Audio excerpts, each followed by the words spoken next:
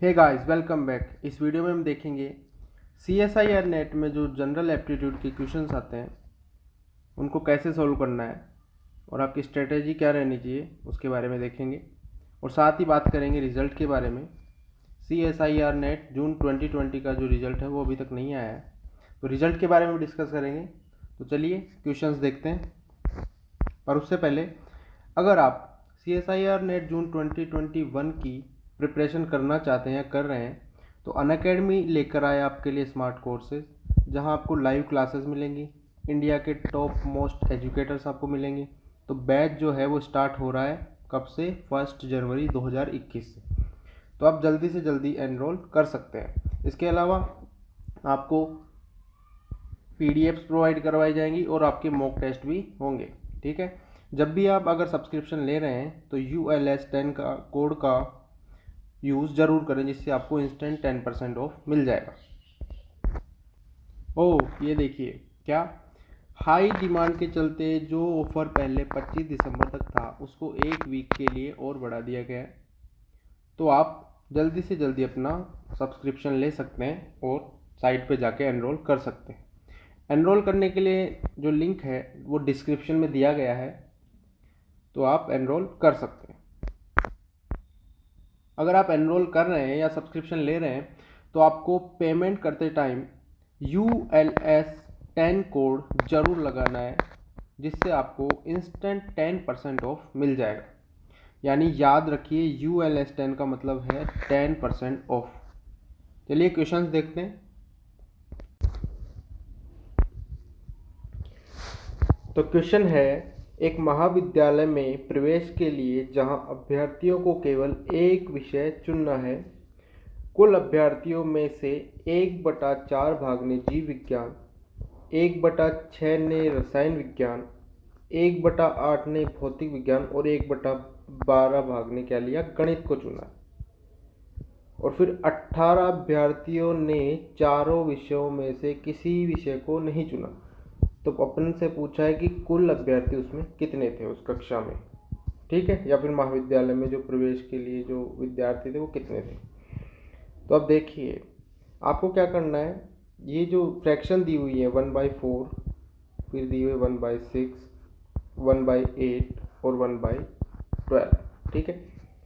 अब आपको इनका सबका LCM लेना है, जिससे अपने को टोटल मिल सके अपने हिसाब से। तो इनका LCM क्या ले लेंगे? 24, ठीक है। LCM मतलब जिसमें इन सभी से डिवाइड करें तो पूरा पूरा डिवाइड हो जाए। 12 से 2 बार हो रहा है, 8 से 3 बार हो रहा है, 6 से 4 बार हो रहा है और 4 से 6 बार हो रहा है, ठीक है। अब क्या करना है, अब अपने को देखना है, अपने पास मान लेते हैं 24 हैं, ठीक है, टोटल। तो 1/4 भागने जीव विज्ञान, 24 का 1/4 कितना होगा? तो 4 से डिवाइड करेंगे तो 6, यानी 24 का 1/4, यानी 24 अगर टोटल थे तो 6 ने क्या ले लिया? बायोलॉजी या फिर जीव विज्ञान, ठीक है। अब बारी आई रसायन विज्ञान की बारी आई, तो 1/6 भागने, टोटल है 24, 24 का 1/6 कितना होगा? 4, यानी 4 अभ्यर्थियों ने रसायन विज्ञान चुना है। अब फिर आता है 1/8 ने भौतिक विज्ञान, यानी 1/8 यानी 8 से डिवाइड करेंगे 24 को, तो यानी 3, यानी 3 लोगों ने फिजिक्स यानी भौतिक विज्ञान को चुना है। और 1/12 ने किस विषय को चुना है? गणित विषय को चुना है। तो 1/12 का मतलब हो गया 12 से जब टोटल 24 को डिवाइड करेंगे तो आएगा 2, यानी कि टोटल अभ्यर्थी इतने थे जिन्होंने कुछ ना कुछ चुना है। तो अब इनको काउंट कर लेते हैं, इनको जोड़ लेते हैं, कितने होते हैं? 6 और 4 10 और 3 13 और 2 15, यानी 24 में से 15 अभ्यर्थी ऐसे हैं, 24 में से 15 अभ्यर्थी ऐसे जिन्होंने कुछ ना कुछ चुना है। इसका मतलब कितने अभ्यर्थी ऐसे होंगे जिन्होंने कुछ नहीं चुना? तो आप कहेंगे 24 में से 15 माइनस करेंगे तो 9, यानी 9 अभ्यर्थी ऐसे हैं जिन्होंने किसी विषय को नहीं चुना है अपने हिसाब से। और क्वेश्चन के हिसाब से बोल रहा है कि 18 अभ्यर्थियों ने चारों विषयों में से कुछ नहीं चुना। अपने हिसाब से 9 अभ्यर्थियों ने कुछ नहीं चुना और क्वेश्चन के हिसाब से 18, यानी 9 की वैल्यू हो गई 18, यानी 2 गुना।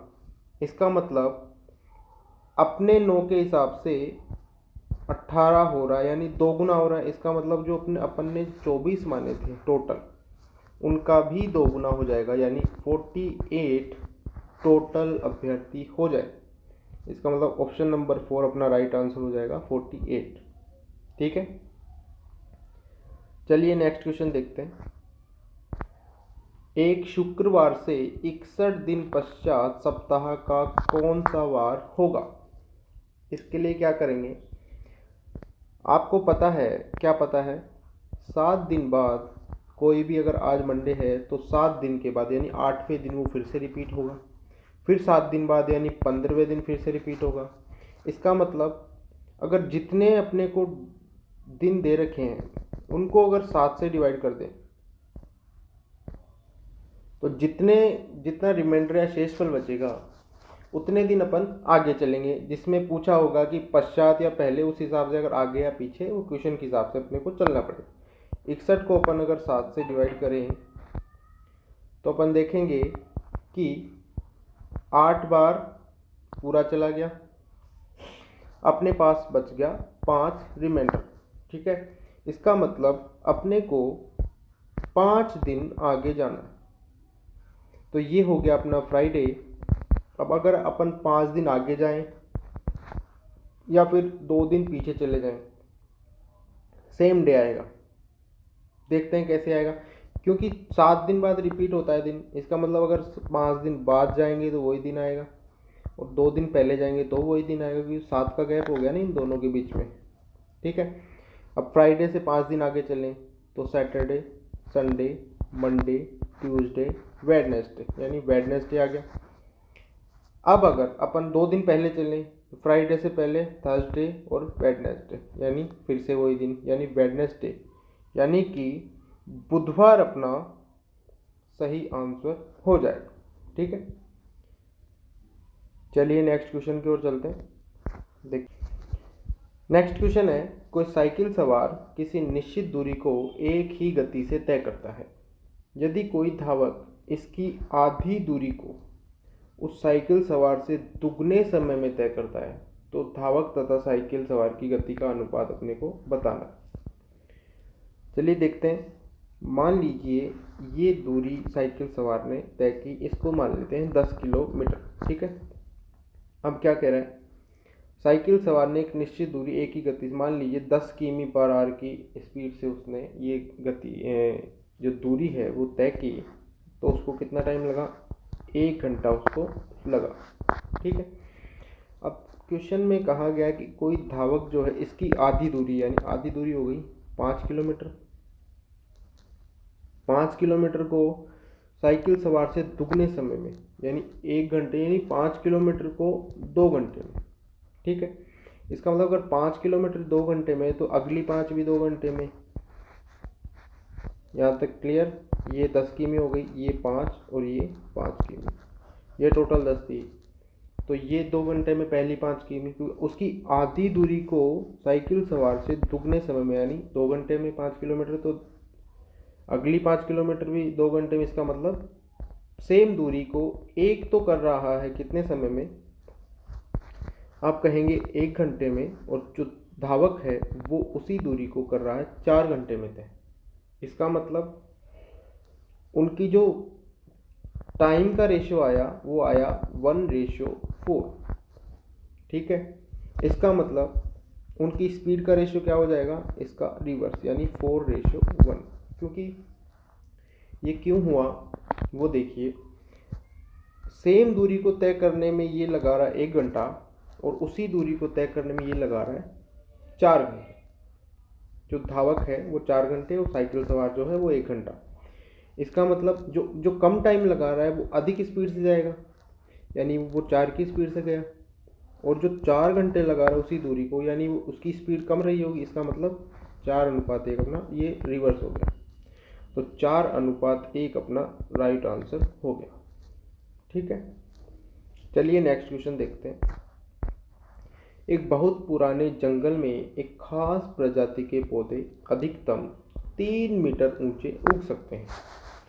एक व्यापक सर्वेक्षण में पाया गया कि पौधों की, कितने पौधों की, 30% पौधों की ऊंचाई जो है वो 1 मीटर से कम है तथा 50% की ऊंचाई 2 मीटर से अधिक है। इन पर्यवेक्षणों के आधार पर हम यह कह सकते हैं कि पौधों की ऊंचाई बढ़ती है। कुछ ऑप्शंस अपने को दिए गए, उस हिसाब से अपने को बताना है कि कौन सा ऑप्शन सही होगा।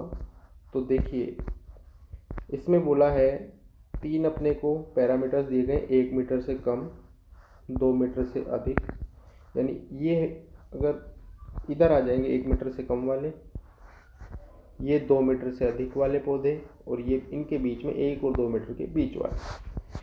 कह रहा है कि 30% पौधों की ऊंचाई जो है वो 1 मीटर से कम है, ठीक है, और 50% पौधों की ऊंचाई जो है वो 2 मीटर से अधिक है, यानी ये 50%। टोटल होगा 100%, यानी 50 और 80% तो ये हो गए, यानी 1 से 2 मीटर के बीच अपने को मिलेंगे 20% पौधे टोटल का, ठीक है। अब जो पर्यवेक्षण है उसके आधार पर हम क्या कह सकते हैं, पौधों की ऊंचाई बढ़ती है, किस हिसाब से बढ़ती है वो देखिए। पहला जो ऑप्शन है उसमें कह रहा है कि सबसे धीमी दर से जब तक ये 1 मीटर से कम ऊंचे होते हैं। अब आप एक बात गौर करिए, अगर जितनी दर धीमी होगी पौधों के बढ़ने की, उस ये 3 सेगमेंट हो गए अपने पास, तो उस सेगमेंट में सबसे ज़्यादा पौधे होंगे, ये ऑब्वियस सी बात है।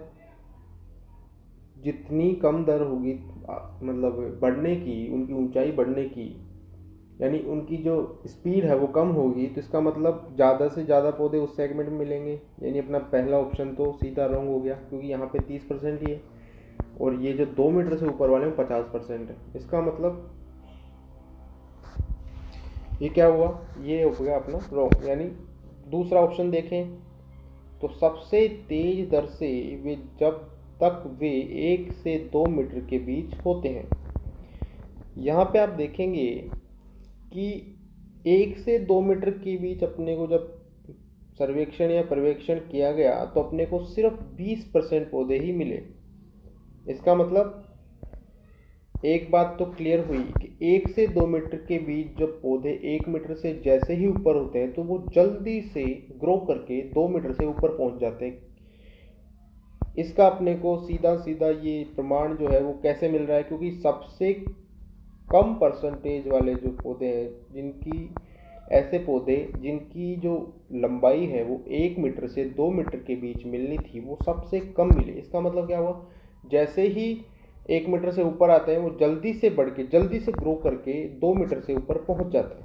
इसका मतलब अपना ऑप्शन नंबर 2 राइट हो गया, ठीक है। चलिए नेक्स्ट क्वेश्चन देखते हैं।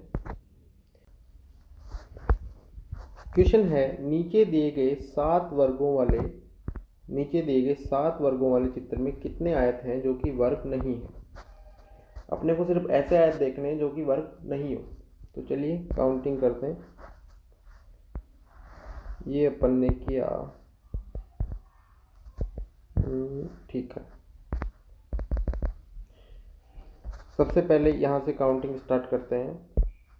ये अपना हो गया पहला आयत, ये 2 और फिर ये हो गया अपने पास 3, कलर चेंज करता हूँ, ये हो गया 4, यहाँ से ये पूरा हो गया 5, फिर अपने पास है, इससे अगर एक बॉक्स छोड़ दें तो ये हो गया 6, फिर एक और छोड़ दें तो ये हो गया 7। अब नीचे से काउंटिंग स्टार्ट करते हैं, तो यहाँ से ये हो गया अपने पास 8 और ये हो गया अपने पास 9।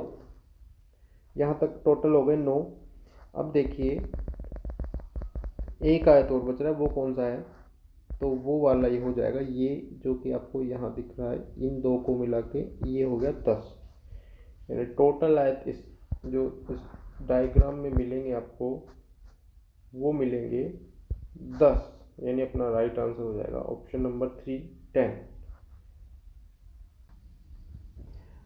अगर रिजल्ट की बात करें तो जैसे ही अपन वेबसाइट पे चलते हैं तो आपको एक चीज़ देखने को फ़िलहाल कल से मिल रही है न्यूज़ एंड इवेंट्स में कि अवेलेबल सून।